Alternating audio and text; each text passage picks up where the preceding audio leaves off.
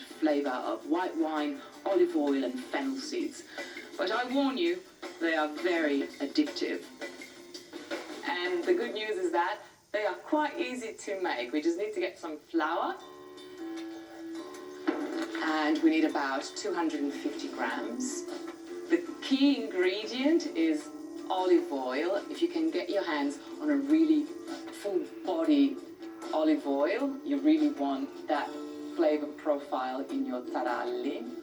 And we need about 100 mils and about the same of dry white wine. And to this we're going to add a pinch of salt, an Italian pinch of salt, and some fennel seeds. And be as generous as you can handle. This is a beautiful flavor, and if you adore it like I do, just go heavy-handed. And I'm just going to mix this through. I'm just going to tip it, and I'm just going to flour my hands slightly just to make the job a bit easier. And I'm going to give it a very quick knead just to make it come together in a smooth ball. And I can already smell the perfume of the wine and the olive oil together. And this is how quickly this comes together. The only thing that we need to do is wrap it and rest it for 20 minutes or so at room temperature. Let's have a look. Unwrap our precious parcel. I can already tell without touching that this is very relaxed. And that's exactly why we rested the dough, because the gluten needs to relax after you knead a dough. And because we have rested it, now it's going to be a lot easier to handle. And you can see how soft and beautiful it is.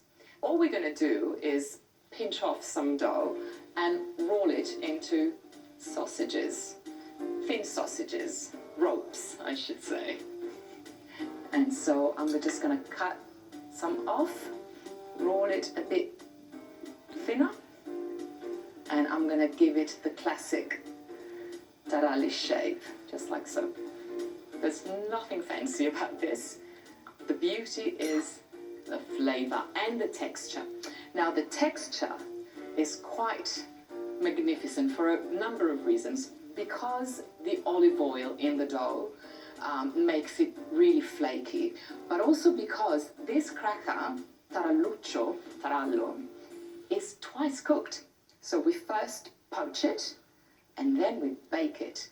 And the poaching and the baking gives it its characteristic chewy and crunchy texture. So just keep doing this until you've got all your dough shaped into taralli. Finally, lucky last.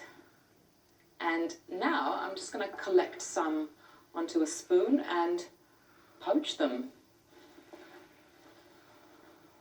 And they only take a couple of minutes in the water. And as you can see, some of them are floating.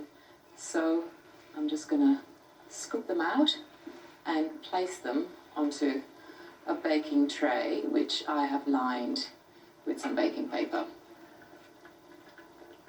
I can already smell the wine and the oil on the dough the second they touch hot water. Some more out. Done. Perfect. Now these go into the oven for about 20 minutes or until they're really nice and golden.